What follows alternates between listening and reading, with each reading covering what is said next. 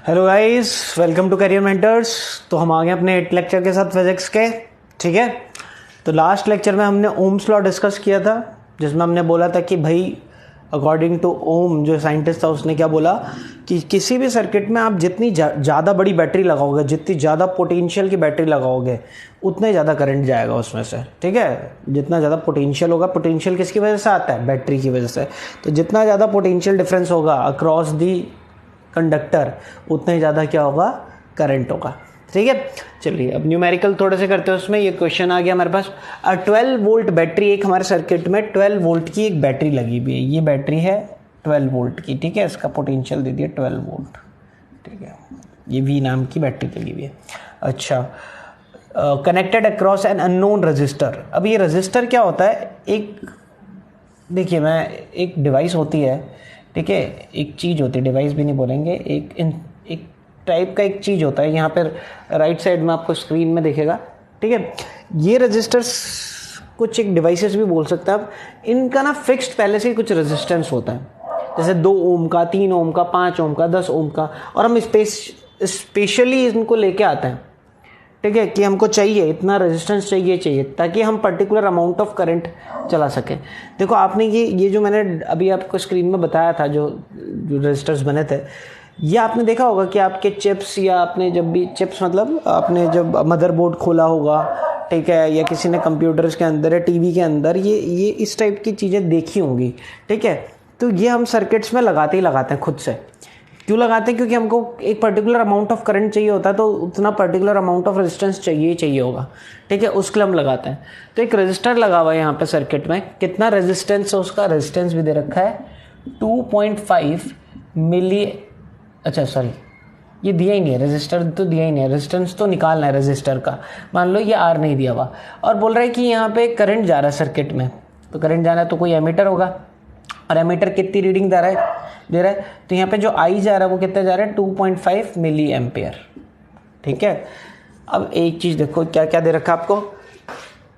V दे रखा है 12 volt, I दे रखा है 2.5 मिली एम्पियर। अब देखिए, ये ऐसा यूनिट नहीं है, एम्पियर ऐसा यूनिट है, मिली एम्पियर नहीं है। मिली मतलब 10⁻³ जब भी मिली आए तो 10⁻³ ठीक है, याद रखना है। m जब भी आ जाए 10⁻³ और किलो आ जाए तो 10⁻+3। के लिखा हुआ है, किलो लिखा हुआ है, 10⁻+3 से मल्टीप्लाई करेंगे। मिली है तो 10⁻³ से। ठीक है, देखो, और r हमको निकालना है। बोल रहा है कि बताओ कितना रेजिस्टेंस लगा होगा, तो ये होगा। तो सिंपल सा ओम्स लॉ लगा देते हैं। तो ओम्स लॉ में क्या आता है? V = IR। तो R = क्या हो जाएगा? V/I। बताओ, V कितना दे रखा है आपको? 12, और I कितना दे रखा है? 2.5 × 10⁻³ ठीक है, अब मैंने 10⁻³ को ऊपर भेज दिया, तो 12/10⁻³ 10⁻+3 हो जाएगा। ये ऊपर 1000 हो गया और 2.5। ठीक है, ये और हटाया तो एक 0 और आ गया, और ये 25 हो गया। इसको कट करेंगे तो ये आ जाएगा 400। ठीक है, 400, 25 4 जा और 2 0 और आ गए, और 400 को इससे मल्टीप्लाई किया तो ये आ गया 4800। ठीक है, और ये यूनिट होती है ओम रेजिस्टेंस की। ओम, OHM, ओम्स लॉ, उसी के नाम पे रेजिस्टेंस की यूनिट रख ली, ओम, OHM, ओम, और ये साइन होता। ठीक है, ये न्यूमेरिकल है। नेक्स्ट न्यूमेरिकल करते हैं। चलिए नेक्स्ट क्वेश्चन के साथ आ गए। नेक्स्ट क्वेश्चन है, what is the potential difference needed to send a current of 6 ampere through an electrical appliance having a resistance of 40 ohm. तो आपने एक बैटरी लगा रखी है यहाँ पे, कितने वोल्ट की, वही निकालना है आपको। V बताना है कि कितने वोल्ट की बैटरी लगाऊं, और यहाँ पे कोई इलेक्ट्रिकल अप्लायंस है, मान लो कोई बल्ब ही है, जैसे कुछ इलेक्ट्रिकल अप्लायंस है, और इसका कुछ रेजिस्टेंस दिया हुआ है, कितना? 40 ओम। ठीक है, और जब था तो हमने जब सर्किट में देखा कि कितना करंट जा रहा है, तो करंट I कितना जा रहा था? तो I जा रहा था आपका 10 एम्पियर। अच्छा, एक चीज़ मैं बताना भूल गया आपको, तो नोट कर लें, बहुत इंपॉर्टेंट अलग से। और मैं हर बार सोच रहा था करंट की डायरेक्शन ऑफ करंट। ठीक है, देखो करंट की डायरेक्शन क्या होती है, लिख लें यहाँ पे, current always flow from high potential to low potential. ठीक है, ये हमेशा करंट कहाँ से, हमेशा हाई पोटेंशियल से लो पोटेंशियल। अब ये जो दो बैटरी के एंड होते हैं, एक बड़ा वाला और एक छोटा वाला, इसको हम बोलते हैं पॉजिटिव टर्मिनल, इसको बोलते हैं नेगेटिव टर्मिनल। हमेशा इसे ध्यान रखें कि पॉजिटिव टर्मिनल का पोटेंशियल ज़्यादा होता है और नेगेटिव टर्मिनल का पोटेंशियल कम होता है। नेगेटिव मतलब छोटा नंबर होता है, पॉजिटिव बड़ा नंबर होता है। तो हमेशा करंट कहाँ से जाएगा, इधर से जाएगा। जब भी ये लिखा होगा इधर की तरफ एरो होगा मेरा हमेशा मुँह, ये एरो क्या बता रहा है, करंट की डायरेक्शन। ठीक है, समझ में आ रहा है, तो करंट की डायरेक्शन हमेशा ऐसे रहेगी। अच्छा, अब मुझसे पूछे इलेक्ट्रॉन कैसे जा रहा है, तो यहाँ पे एक और चीज़ लिख लें। ये तो फर्स्ट पॉइंट नोट में, डायरेक्शन ऑफ करंट। दूसरा इसके नीचे ही लिख लें, तो electrons always flow from low potential to high potential. और इलेक्ट्रॉन के साथ उल्टा है, इलेक्ट्रॉन हमेशा लो पोटेंशियल से हाई पोटेंशियल, इलेक्ट्रॉन इधर जा रहा होगा। तो आप बोलोगे देखो मैंने बोला था कि चार्ज जब भी फ्लो होता है तो सिर्फ और सिर्फ इलेक्ट्रॉन फ्लो होता है, प्रोटॉन तो फ्लो नहीं होता। तो करंट की डायरेक्शन भी इलेक्ट्रॉन की डायरेक्शन के अकॉर्डिंग होना चाहिए। बट इसलिए जो डेफिनेशन बोलती है करंट की, वो होता है फ्लो ऑफ पॉजिटिव चार्ज। ठीक है, rate of flow of positive charge, किस रेट से पर यूनिट टाइम कितना पॉजिटिव चार्ज फ्लो हो रहा है। और इलेक्ट्रॉन का चार्ज क्या है, नेगेटिव। तो इलेक्ट्रॉन का जाना मतलब पॉजिटिव चार्ज का आना। अगर इलेक्ट्रॉन यूं जा रहा है तो पॉजिटिव चार्ज यूं जा रहा है, इसलिए इलेक्ट्रॉन तो उल्टा चल रहा होगा और पॉजिटिव चार्ज उल्टा। हमेशा ध्यान रखना, इलेक्ट्रॉन की डायरेक्शन हमेशा करंट की डायरेक्शन के अपोजिट होगी। ठीक है, और अगर ये क्वेश्चन आता वाई, ठीक है, तो आंसर ये लिखना है, because current is rate of flow of positive charge. ठीक है, and electron is negative charge, so the direction of current is always opposite to the direction of electron, direction of flow of electron. तो जो flow of electron होगा उसके opposite direction में होगा क्या, flow of current. तो current की direction is always in the opposite direction with in the flow, किसके, with the flow of the direction of electron. ठीक है, जिस डायरेक्शन में इलेक्ट्रॉन फ्लो होते हैं उसके अपोजिट डायरेक्शन में होगी। बहुत ही सिंपल सा चीज़ है। ठीक है, तो ये मैं बताना भूल गया था, अभी मैंने डिस्कस कर लिया। चलो ये लल्लू सा क्वेश्चन जल्दी से कर दें। इस बार आपको क्या क्या दे रखा है उतार लें। इस बार आर और आई दे रखा है और वी निकालना है। ये अलग से क्वेश्चन से अलग से उतार लिया आपने, ये जो नोट करने के लिए बोलता है। आर दे रखा है 40 ओम, ठीक है, ऐसा यूनिटी है। आई दे रखा है 6 एम्पियर, ऐसा यूनिट है। और वी निकालना है। तो वी का फॉर्मूला तो सिंपल था, वी इक्वल्स टू, मैंने क्या बताया था, आई आर। तो वी इक्वल्स टू 40 इंटू 6 यानी 240 वोल्ट। 240 वोल्ट की बैटरी थी ये, उसकी वजह से हुआ ये। चलिए नेक्स्ट थर्ड क्वेश्चन आ गया। Following graph is plotted between V and I. यहाँ पे वी है और यहाँ पे आई है, पोटेंशियल और करंट के बीच में ग्राफ बनाया गया। ठीक है, और मैंने आपको लास्ट लेक्चर में बताया था वी और आई ग्राफ का स्लोप आपको क्या देता है, रेजिस्टेंस। और स्लोप मतलब tan थीटा, और tan थीटा मतलब परपेंडिकुलर अपॉन बेस, और परपेंडिकुलर अपॉन बेस मतलब परपेंडिकुलर होगा आपका v upon I. v upon I he slope होता है, यानी v upon I he resistance होता है।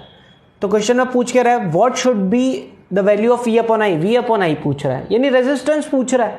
एक चीज ध्यान रखना, जब भी स्ट्रेट लाइन ग्राफ बनता है v अपॉन आई की वैल्यू सेम रहती है। स्लोप मतलब हर जगह फिसल पट्टी सेम है ना, स्लोप मतलब फिसल पट्टी। आप बोलते हो ना घर पे स्लोप है, आगे खुर रहा है आपका स्लोप। ठीक है, तो v अपॉन आई का रेशो रेजिस्टेंस बताता है या स्लोप बताता है, वो हर जगह सेम है। सेम है तो अगर आपने पूछ रहे एक तो बताओ 0.8 वोल्ट पे कितना होगा, 0.12 वोल्ट पे कितना होगा, और 0.8, 1.2 और 1.6 वोल्ट पे कितना होगा। तो तीनों पे सेम ही होगा। ठीक है, जो भी निकालेंगे। और दूसरी चीज वो किसके बराबर होगा, रेजिस्टेंस के। तो सेकंड जो बी जो है ना question, what is resistance of wire, वो भी वही आंसर होगा। निकालेंगे कैसे, बहुत ही सिंपल, किसी भी पॉइंट पे ले लो, सब जगह सेम ही होगा। जरूरी नहीं है आपको 8 वोल्ट पे लेना है आप, तो मैं तो इधर ही ले लेता हूँ 0.5 पे ले लेता हूँ। 0.5 पे जब v की वैल्यू ये है तो i की वैल्यू कितनी है 0.2। हर जगह सेम होगा, ठीक है, तो तीनों के आंसर सेम होंगे, ठीक है। तो आपको ये देखने की ज़रूरत नहीं है यार ये 0.8 तो यहाँ कहीं होगा, इस पे निकालने की कहीं पे ही निकाल लो आप तो, ठीक है। जो भी नोन है ना जहाँ पे देख सकते हो, जैसे इस पे भी देख सकते हो 1.0 पे कितनी आ रही है रीडिंग यार, ये आपकी 1.4 या 1.5 पे भी रीडिंग मिल रही है, कितनी मिल रही है 1.6, ठीक है। इन 3 पॉइंट्स में जहाँ रीडिंग आपको दिख रही है वो वाली वैल्यूज़ लो आप, ऐसा मत जरूरी मत करो किसी में भी एक में ले लो, सब में आंसर सेम ही होगा। तो मान लो मैं तो ये ले लेता हूँ, मैं लिख लेता हूँ पहले, at every value of v the ratio of v upon I that is resistance is same। पहले तो ये लाइन लिख लो कि किसी भी v की वैल्यू पे कोई सा भी v low, v upon I की वैल्यू सेम होगी, और वो v अपॉन आई की वैल्यू को बोलते क्या है, स्लोप बोलते हैं या रेजिस्टेंस बोलते हैं, रेजिस्टेंस सेम होगा। तो ले लो, मैंने तो 0.5 पे निकाल लिया, ठीक है। पूछ 0.8, 1.2 और 1.6 पर रहता, मैं तो बोलूँ किसी पे भी निकालो, इवन 1 पे निकाल लो तो भी आंसर वही होगा। चलो कैसे निकाला हमने, v कितना है 1 पे, मान लो v लिया मैंने 1 वोल्ट, v लिया 1 वोल्ट, ठीक है। तो एम्पियर करंट कितना आ रहा है, i कितना आ रहा है, i 1 वोल्ट पे करंट कितना आ रहा है 0.4, करंट आ रहा है 0.4 एम्पियर। तो रेजिस्टेंस क्या हो जाएगा, r होता है, देखो v इक्वल्स टू क्या होता है, v equals to I R होता है, तो r equals to V upon I. तो यहाँ से भी पता चल गया ना भाई रेजिस्टेंस क्या होता है, v अपॉन आई होता है। अच्छा v की वैल्यू डाल दो, v की वैल्यू आ रही 1, i की वैल्यू 0.4, तो ये पॉइंट हटाता हूँ तो ऊपर एक 0 चल जाएगा, यानी 2.5 ओम, और यही आंसर है। ध्यान रहे तीनों में ही यही आंसर रहेगा, क्योंकि मैंने ये लाइन लिख दी तो मुझे अलग से सॉल्व करने की ज़रूरत नहीं है। आप लिख सकते हो at 0.8 volt and at 1.2 volt and at 1.6 volt, ठीक है।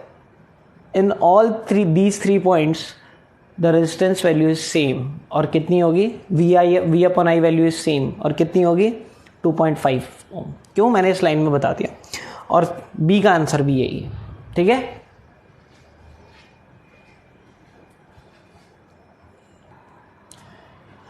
चलिए 4th क्वेश्चन के साथ आ गए हम। The value of potential difference V applied across a resistor, एक रेजिस्टर लगा हुआ है और एक बैटरी लगी हुई है।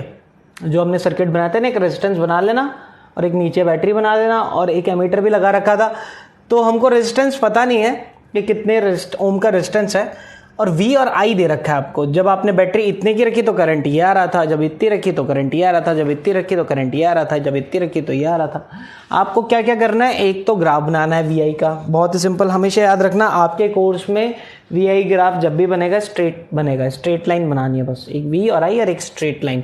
वैसे भी प्लॉट करना तो आता ही है आपको, अभी 10th क्लास में मैथ्स में भी पढ़ रहे होंगे लीनियर इक्वेशन एंड 2 वेरिएबल। तो बस कुछ नहीं करना, पहले तो V निकाल दो, ये V और ये I को ले लो एम्पियर में और इसको लिख लो वोल्ट में। इन्होंने भी यही लिखा है, इन वोल्ट्स और इन एम्पियर, ठीक है, ऐसा लिखा, ठीक है। सॉल्यूशन कर रहे हैं हम। चलो अब वैल्यूज़ लिख लो, यहाँ पे I की वैल्यू डाल दो 0.1, 0.2 और ये मेरे ख्याल से मैंने वैल्यूज सही लिखी है क्या, 0.4, अच्छा 2.5, हाँ सही है, ठीक है। यहाँ पे आ गया 0 पॉइंट, थोड़ा मैं नीचे, सबको दिख रहा है ना, 0.2, 0.4, फिर 0.6, फिर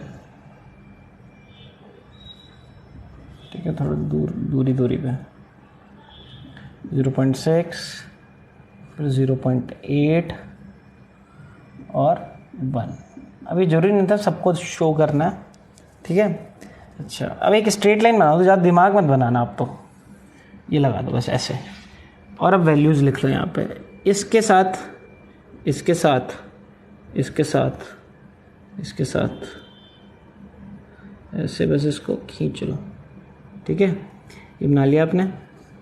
अब बस इनको बस इधर ले लो, तो यहाँ तो क्या वैल्यू है, 0.1 पे क्या वैल्यू है, 2.5 इधर लिख लो 2.5, ये कितनी आ जाएगी 5, ये कितनी आ जाएगी 10, ये कितनी आ जाएगी 15, ये कितनी आ जाएगी रीडिंग, ये 20 और ये कितनी आ जाएगी 25। बस ये ग्राफ बन गया आपका। पहले तो आप इनकी वैल्यूज़ डाल दो किसी एक की, फिर एक स्ट्रेट लाइन खींच दो अपने हिसाब से, ठीक है। एकदम वो सब नपा नुपा के नहीं बनाना है आपको, ऐसे बना दो। अच्छा, याद रखना इसका स्लोप क्या होता है, रेजिस्टेंस। वी आई कर्व का स्लोप या वी अपॉन आई क्या होता है, रेजिस्टेंस। अगला क्वेश्चन था रेजिस्टेंस, तो वी अपॉन आई कहीं पे भी निकाल दो, सब जगह सेम ही होगा रेजिस्टेंस, ठीक है। रेजिस्टेंस चेंज नहीं होता। चलो नेक्स्ट है रेजिस्टेंस आर। आर क्या होता है, वी अपॉन आई। किसी भी पॉइंट पे निकाल दो, मान लो इस पॉइंट पे निकाल दिया, फर्स्ट वाले पॉइंट पे ही, तो वी की वैल्यू कितनी है, बस तो रेजिस्टेंस की वैल्यू होती है delta we upon delta E, change in potential upon change in current.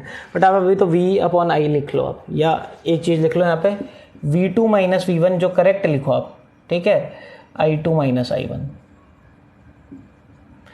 किसी भी पोटेंशियल को ले लो V1, जब आपने इस वाले को लिया, मान लो इसको ले लिया मैंने, ये वाला हो गया V1, तो इसके साथ ये करंट क्या हो गया I1, और ये वाला पोटेंशियल हो गया V2, तो ये वाला करंट क्या हो गया I2। किन्हीं भी दो को ले लो, जो नहीं इन दोनों को ही, ये और इसको भी ले सकते हो, इसको और इसको भी ले सकते हो, समझ में आ गया। ये आएगा, जो तरीका होता है वो यही होता है, हम तो शॉर्टकट लगा देते हैं, बट रियल तरीका ये है। अब V2 कितना है 10, V1 कितना है 5, V2 कितना है, I2 कितना है 0.4 माइनस 0.2, ये कितना हो गया 5 और ये कितना हो गया 0.2। पॉइंट हटाया मैंने तो एक 10 ऊपर चला जाएगा, यहाँ 2 आ जाएगा, इससे ये आ गया, तो आंसर कितना आ जाएगा 25 ओम। तो तरीका यही है, बोर्ड में यही करके आओगे, इंप्रेशन अच्छा जाएगा और टीचर जो है आपको सोचेगा कि बच्चा बहुत समझदार है, इसको पता है।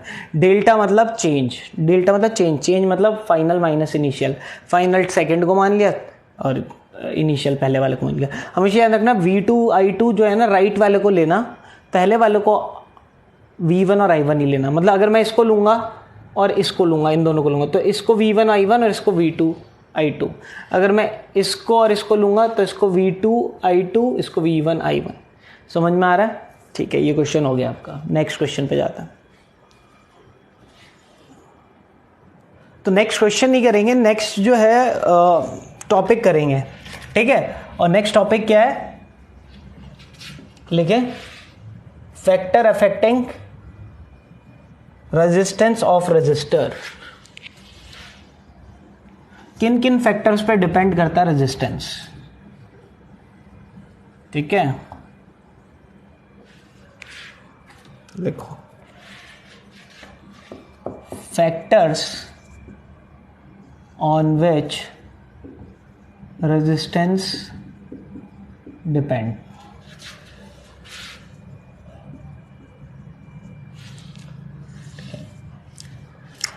तो फैक्टर्स जिन जिन पर रेजिस्टेंस डिपेंड करता है, फर्स्ट 4 फैक्टर है टोटल और इंपॉर्टेंट क्वेश्चन है, ठीक है, ये भी पूछता है आपसे बहुत बार। तो फर्स्ट जो हो गया वो है लेंथ ऑफ वायर। अब देखो, इसको समझाऊंगा मैं एक एक चीज को। रेजिस्टेंस क्या होता है, हमेशा अपोजिशन ऑफ करंट, करंट नहीं जाए। तो आपको एक तरीका बताता हूँ। देखो, ये एक वायर लिया मैंने, एक तो ये वायर लिया, उतना ही मोटा एक ये छोटा वायर लिया। वायर को एक पाइप की तरह ले लो, मान लो दोनों का एरिया सेम है, एरिया इसका भी, ये क्रॉस सेक्शन एरिया इसका, क्रॉस सेक्शन एरिया इसका, दोनों का सेम है, बट लेंथ इसकी बड़ी है, ठीक है, L1 और इसकी लेंथ L2, और L1 जो है ना ग्रेटर देन L2 है। अब मान लो ये 2 पाइप हैं, बताओ पानी किससे ईजिली चला जाएगा। ये मान लो पाइप को भी आप ये ले लो कि आप किसी वाटर पार्क में गए, 2 स्लाइड्स हैं, ठीक है, और आप बताओ किस स्लाइड से ईजिली निकल जाओगे। क्या इसमें जाने में दिक्कत ज़्यादा होगी या इसमें जाने में? तो ऑब्वियसली नीचे वाले में ईजी रहेगा। क्यों ईजी रहेगा? नीचे वाले में छोटी सी है, जल्दी निकल जाओगे। याद करने का तरीका बता रहा हूँ। तो इलेक्ट्रॉन्स भी बताओ किस में ईजिली फ्लो करेंगे, कौन सा वायर में?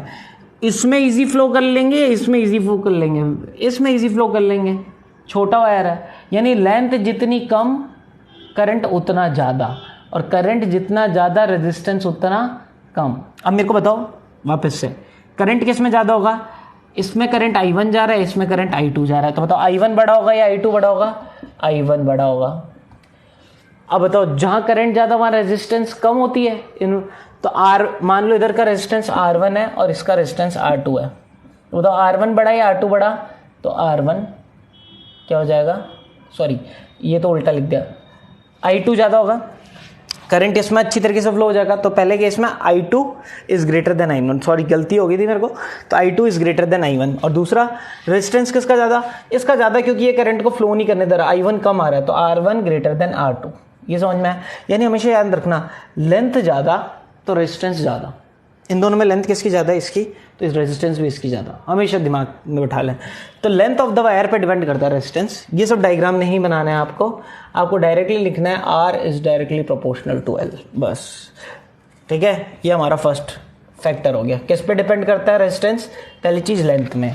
तो अगर सेम मटेरियल के दो वायर लिए, ठीक है, एरिया भी सेम है बट लेंथ अलग अलग है, तो याद रखना कि जो लेंथ बड़ी होगी उसका रेजिस्टेंस ज़्यादा होगा। Second, cross section area, cross section area, दो वायर लिए मैंने, ठीक है, एरिया। अब मेरे को फिर एक क्वेश्चन, एक वायर लिया है L लेंथ का बट एरिया है इसका A1, और एक वायर लिया उतनी लेंथ का और इसका एरिया है A2, और इस बार A1 बड़ा है। अब मेरे को वही वाली चीज़ है, दो स्लाइड्स हैं, अब वाटर पार्क में गए, बताओ इसमें से इजीली निकल जाओगे या इसमें से इजीली? अब तो लेंथ बराबर है, मेरे ख्याल से इसमें तो फंसने के चांसेस ज़्यादा है, इसमें तो आराम से जगह ही जगह है, आराम से भागते हुए भी निकल जाओगे। ठीक है, समझ में आ रहा है? इसमें ज़्यादा जगह ना, आराम से। तो बताओ इलेक्ट्रॉन किस वायर में ज़्यादा तेज़ी से जाएगा? इसमें तो धीमे जाएगा, इसमें तेज़ी से जाएगा। यानी अगर मान लो इसमें करंट I1 जा रहा है और इसमें करंट I2 जा रहा है, तो बताओ करंट किस में ज़्यादा है? करंट I1 में ज़्यादा है, तो I1 में करंट ज़्यादा है I2 से। अब मैं रेजिस्टेंस की बात करूं, बताओ रेजिस्टेंस किसका ज़्यादा है? तो जिसमें करंट कम जाता है उसका रेजिस्टेंस ज़्यादा होता है। करंट किस में कम जा रहा है? I2 में, तो रेजिस्टेंस किसका ज़्यादा है? R2 का। ठीक है, तो R2 greater than R1, R2 बड़ा है, R2 बड़ा है, यानी एरिया कम तो रेजिस्टेंस ज़्यादा, एरिया कम तो रेजिस्टेंस ज़्यादा, लेंथ ज़्यादा तो रेजिस्टेंस ज़्यादा, एरिया कम में रेजिस्टेंस ज़्यादा। ठीक है, चलो अगर ये समझ में आ गया, डायग्राम नहीं बनानी है, तो आपको समझाने के लिए किए मेरे को, आपको बस ये वाली चीज़ें लिखनी है कि जो रेजिस्टेंस है वो इन्वर्सली प्रोपोर्शनल टू एरिया हो गया। रेजिस्टेंस क्या हो गया? Inversely proportional to area. ठीक है, थर्ड फैक्टर जिस पे ये होता है, ठीक है, तो होता है नेचर ऑफ मटेरियल। अब मटेरियल का नेचर पे भी डिपेंड करता है। मतलब मान लो ये वायर लिया मैंने, ठीक है, और ये दूसरा वायर भी लिया, इसकी लेंथ भी L है और इसकी लेंथ भी L है, यानी दोनों की लेंथ भी सेम है, इसका एरिया भी A है, इसका एरिया भी A है, बट ये वायर है गोल्ड का और ये वायर है आयरन का। ठीक है, Fe, ये आयरन का वायर है, ये गोल्ड का वायर है। तो बताओ दो स्लाइड है, एक तो बनी हुई मस्त आपकी जो फाइबर की, आप गए उसमें, ठीक है, और एक है जिसमें कांटे लगे हुए हैं, थोड़ी सी खुरदुरी है, तो बताओ ईजिली किसमें फ्लो कर दोगे? तो जो फाइबर की मस्त सी जो आपकी जो रहेगी उस स्लाइड से इसलिए निकल जाओगे। एरिया भी दोनों का सेम है, बट वो खुरदुरी वाली तो आपको रोक लेगी, चोट भी लग जाएगी। तो ऑब्वियसली वो खुरदुरी थी, उसका नेचर ऐसा था, इस वजह से वो करंट को फ्लो नहीं होने दे रही थी। यानी ऐसा ज़रूरी नहीं है कि दोनों वायर जिनका सेम एरिया है और सेम लेंथ है उनका, और अगर नेचर अलग है, अलग अलग मटेरियल की बनी हुई है, अगर सेम मटेरियल की बनी हुई है तो वो कोई फ़र्क नहीं, दोनों बराबर हैं। बट अगर वो मटेरियल ही अलग बना हुआ है तो मटेरियल अलग बने होने में क्या दिक्कत होगी? जिसका मटेरियल अच्छा नहीं होगा, ठीक है, उसका रेजिस्टेंस ज़्यादा, वो निकलने नहीं देगा। ठीक है, और जिसका मटेरियल अच्छा है वो इजीली निकलने देगा। अब इस कंडीशन में क्या होगा? गोल्ड में करंट इजीली निकल जाता है, गोल्ड में फ्री इलेक्ट्रॉन्स इजीली भाग जाते हैं, आयरन में भी फ्री इलेक्ट्रॉन्स होते हैं, बट गोल्ड के जैसे नहीं भाग पाते। क्यों? नेचर। अब ये नेचर किस किस चीज़ों पे डिपेंड करता है? ठीक है, नेचर तो समझ में आ गया, नेचर ऑफ द मटेरियल। ये अभी नेचर के साथ में एक चौथी चीज भी आ जाती है जिसको हम बोलते हैं टेम्परेचर, टेम्परेचर ऑफ मटेरियल। और मैंने बताया था कंडक्टर्स के खास तौर पे, कंडक्टर्स में, सिर्फ कंडक्टर्स के लिए बता रहा हूँ, कंडक्टर्स में ठीक है, टेम्परेचर जितना ज़्यादा रेजिस्टेंस उतना ही ज़्यादा, डायरेक्टली प्रोपोर्शनल हो जाता है। टेम्परेचर ज़्यादा तो रेजिस्टेंस ज़्यादा, ठीक है, टेम्परेचर ज़्यादा तो रेजिस्टेंस ज़्यादा। मतलब एक गोल्ड का ही मैंने उतनी लेंथ उतनी एरिया का वायर 20 डिग्री सेल्सियस में चला रहा हूँ, और एक वही गोल्ड का वायर मैं उतनी लेंथ का उतनी एरिया का, और दोनों गोल्ड, ये मटेरियल भी सेम है, मैं 50 डिग्री पे चला रहा हूँ, तो 50 डिग्री में करंट कम जाएगा, रेजिस्टेंस ज़्यादा होगी। 50 डिग्री में रेजिस्टेंस ज़्यादा, जितना ज़्यादा टेम्परेचर उतना ज़्यादा रेजिस्टेंस, ठीक है, समझ में आ रहा है। रेजिस्टेंस बढ़ जाता है। क्यों बढ़ जाता है? क्योंकि टेम्परेचर और ये नेचर दोनों मिला के एक नई क्वांटिटी बनाते हैं, जिसको हम क्या बोलते हैं। देखो स्कूल के टीचर्स नहीं बताएंगे, बट मैं अभी लिख देता हूँ। ये दोनों चीज़ें मिलके एक चीज़ बताते हैं जिसको बोलते हैं स्पेसिफिक रेजिस्टेंस। स्पेसिफिक रेजिस्टेंस, इसका एक और नाम है रेजिस्टिविटी, और इसका सिंबल है ये रो, रो बोलते हैं। तो ये नेचर ऑफ द मटेरियल और टेम्परेचर मिला के एक नई टर्म बनाता है स्पेसिफिक रेजिस्टेंस, ठीक है। तो जितना ज़्यादा टेम्परेचर तो रेजिस्टिविटी बढ़ जाती है। रेजिस्टेंस क्यों बढ़ती है? क्योंकि रेजिस्टिविटी बढ़ जाती है, स्पेसिफिक रेजिस्टेंस बढ़ जाती है, ठीक है। और नेचर भी अलग अलग होता है। देखो नेचर में क्या हो जाता है, number of free electrons, gold में फ्री इलेक्ट्रॉन्स ज़्यादा होते हैं और आयरन में कम होते हैं। तो ऑब्वियसली जिसमें फ्री इलेक्ट्रॉन ज़्यादा होंगे तो ज़्यादा तेज़ी से भाग पाएंगे, करंट ज़्यादा चलेगा, ठीक है। तो एक तो नंबर ऑफ फ्री इलेक्ट्रॉन्स पे तो डिपेंड करता ही है, साथ में टेम्परेचर पे भी डिपेंड करता है। समझ में आया? नंबर ऑफ फ्री इलेक्ट्रॉन्स और टेम्परेचर, और दोनों को मिला के क्या चीज़ बनती है, नंबर ऑफ फ्री इलेक्ट्रॉन और टेम्परेचर मिला के एक नई टर्म बनती है रेजिस्टिविटी, ठीक है। इन दोनों को मिला के एक नई टर्म बनती है रेजिस्टिविटी। तो रेजिस्टेंस आप देखेंगे 3 टर्म्स पे डिपेंड करेगा, लेंथ पे, एरिया पे और रेजिस्टिविटी पे। लेंथ के डायरेक्टली प्रोपोर्शनल है, एरिया के इनवर्सली प्रोपोर्शनल है, और रेजिस्टिविटी 2 चीज़ों पे डिपेंड करती है, nature, number of free electrons, ठीक है, और टेम्परेचर, ठीक है, इन दोनों पे। तो फाइनली इनसे रेजिस्टिविटी मिली। जल्दी से उतार लें, फिर मैं इससे एक फॉर्मूला डिराइव करूंगा रेजिस्टेंस का, और इसी से हमको रेजिस्टेंस का फॉर्मूला मिल गया, ठीक है। और इससे रेजिस्टेंस का फॉर्मूला क्या आ गया देखें। तो अभी मैंने बोला R directly proportional to L, R inversely proportional to A, तो R इक्वल्स टू एक रो और आ गया।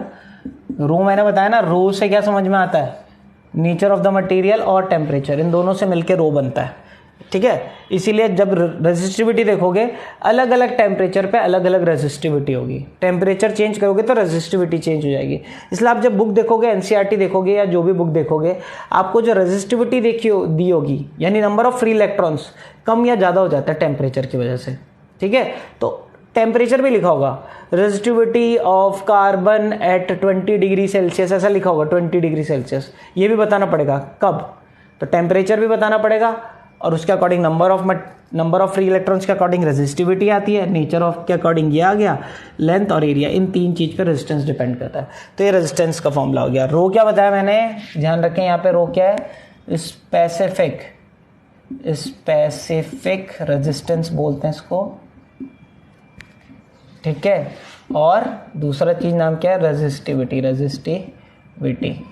ये हो गया, ठीक है। याद रखें, ये मटेरियल का अगर टेम्परेचर चेंज नहीं रखोगे तो कांस्टेंट होगा, ये मटेरियल का चेंज नहीं होगा, ठीक है। Number of free electrons material के चेंज नहीं होंगे पर यूनिट वॉल्यूम, ठीक है। डेंसिटी चेंज नहीं होगी। डेंसिटी नाम की चीज़ समझ में आती है, मास पर यूनिट वॉल्यूम। जैसे आयरन का एक छोटा टुकड़ा लो, आयरन का बड़ा टुकड़ा लो, डेंसिटी आयरन की एक ही जैसी होती है। वैसे ये स्पेसिफिक रेजिस्टेंस है। चाहे मैंने कितनी लेंथ बढ़ा दी, मान लो किसी की रेजिस्टिविटी है 2, किसी आयरन के टुकड़े की रेजिस्टिविटी है 2, टेम्परेचर भी वही है, मान लो मैंने उसकी लेंथ बढ़ा दी, तो मैंने पूछा क्या उसकी रेजिस्टिविटी चेंज होगी, आप बोलोगे नहीं होगी। मैंने उसका एरिया चेंज कर दिया, क्या उसकी रेजिस्टिविटी चेंज होगी, नहीं होगी। ध्यान रख ले, नोट डाउन कर ले, if temperature is constant then, note करके लिख लो यहाँ पे, और ये नोट्स बनाए, व्हेन टेम्परेचर इज कांस्टेंट जो मैं स्टार्टिंग से बोल रहा हूँ, टेम्परेचर इज कांस्टेंट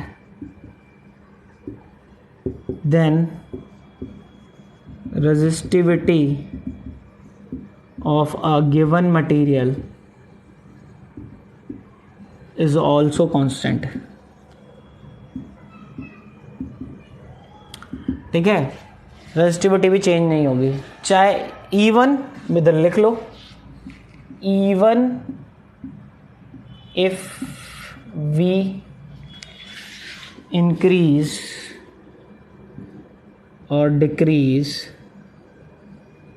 लेंथ और एरिया और लेंथ को कम या ज़्यादा करने पे भी रेजिस्टिविटी चेंज नहीं होती है। और बहुत इंपॉर्टेंट है, मैक्सिमम बच्चे जो गलत करके आते हैं इसी पे करके आते हैं।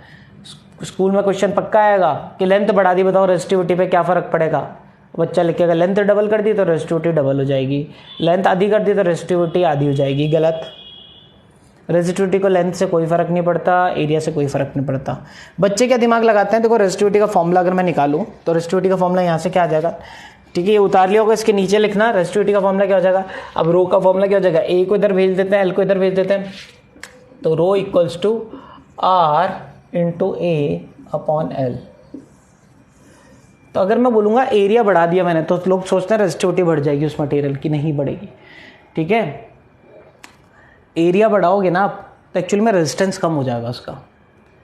तो क्या होगा, मतलब मैंने बोला कि दो नंबर है, एक है 5 और एक है 10, दोनों का मल्टीप्लिकेशन कितना है 50, और मान लो ये नीचे 2 है तो इसका आंसर क्या होगा 25। ये तो मान लो है R, ये है A और ये क्या है L मान लो। ठीक है, जब मैं पता क्या करता हूँ, मान लो मैं इसको कर देता हूँ, गिरा देता हूँ, 10 को कम करके 5 कर देता हूँ। मान लो एरिया को मैंने कम कर दिया और 5 कर दिया, तो पता है क्या होगा, रेजिस्टेंस बढ़ जाएगा। रेजिस्टेंस कितना हो जाएगा, ये 10 हो जाएगा। तो अब जब मैं फिर सॉल्व करूंगा क्वेश्चन तो क्या हो जाएगा 10 × 5 अपॉन 2, तब भी आंसर 25 ही आएगा। रेजिस्टिविटी पे फर्क ही नहीं पड़ेगा। बात समझ में आ रही है कि क्या बोलना चाह रहा हूँ, कि जब एरिया को आप बढ़ाओगे ना तो रेजिस्टेंस कम हो जाएगा, यानी रेजिस्टिविटी तो कांस्टेंट ही रहेगी। और अगर आप लेंथ को चेंज करोगे तो उसके अकॉर्डिंग रेजिस्टेंस अपने आप को चेंज कर लेता है फिर। ठीक है, वायर का। क्लियर? तो ध्यान रखना, ये रेजिस्टिविटी का फॉर्मूला हो गया और मैंने लिख लिया यहाँ पे, ये दिमाग में बिठा लें कि लेंथ बढ़ाने से या एरिया बढ़ाने से या लेंथ कम करने से एरिया कम करने से रेजिस्टिविटी को कोई फर्क नहीं पड़ता, अगर टेम्परेचर कांस्टेंट है। टेम्परेचर चेंज करोगे तो रेजिस्टिविटी को फर्क पड़ेगा, बट आपको पूछेगा नहीं। 10th क्लास में टेम्परेचर वाला जो है ना आपको इतना कंफ्यूज करता नहीं है, आपको लेंथ और एरिया से ही कंफ्यूज करेगा। बोले लेंथ बढ़ा दिया, एरिया डबल कर दिया, ये कर दिया, वो कर दिया, तो रेजिस्टिविटी पे क्या फर्क पड़ेगा। ध्यान रखना है, नो चेंज, रेजिस्टिविटी पे कोई चेंज नहीं पड़ता है। रेजिस्टेंस पे चेंज पड़ सकता है, लेंथ और एरिया से रेजिस्टिविटी पे चेंज नहीं पड़ता। ठीक है, याद रखेंगे। चलो, रेजिस्टिविटी का फॉर्मूला भी उतार लें इसके नीचे और रेजिस्टिविटी की यूनिट भी उतार लें। ठीक है, और ये नोट्स बनाए प्रॉपरली स्टार्टिंग से। ठीक है, जिन बच्चों ने नहीं बनाया वो प्रॉपरली बना लें। और यूनिट, क्योंकि आपको ऐसे नोट्स स्कूल में भी नहीं मिलेंगे।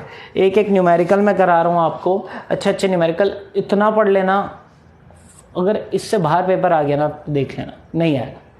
मतलब अब न्यूमेरिकल वैल्यू तो सेम नहीं आएगी, बट न्यूमेरिकल क्वेश्चन उसके अलग आ गया या थ्योरी भी इससे अलग आ जाए ना तो आएगा ही नहीं।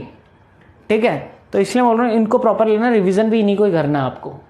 ठीक है, चलो यूनिट रेजिस्टेंस की यूनिट क्या होती है, ओम। एरिया की मीटर स्क्वायर, लेंथ की मीटर, 1 मीटर से मीटर कट जाएगा यानी ओम मीटर। याद रखना, रेजिस्टिविटी की यूनिट क्या होती है, ओम मीटर। तो हमारा लेक्चर आज हम यहीं एंड करते हैं, रेजिस्टिविटी पे ख़त्म करते हैं। रेजिस्टिविटी या स्पेसिफिक रेजिस्टेंस, बार बार बोल रहा हूँ, चेंज नहीं होती है लेंथ और एरिया चेंज करने पे।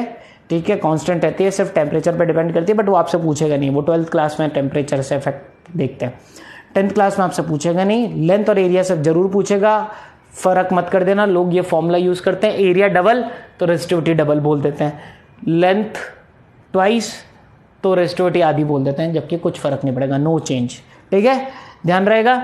चलिए यहीं पे लेक्चर ख़त्म करते हैं। नेक्स्ट लेक्चर में हम इसके न्यूमेरिकल्स करेंगे, रेजिस्टिविटी रेजिस्टेंस के। ठीक है, कि कैसे लेंथ चेंज करने से, एरिया चेंज करने से रेजिस्टिविटी रेजिस्टेंस और इनको क्या फ़र्क पड़ता है। ठीक है, ओके, थैंक यू।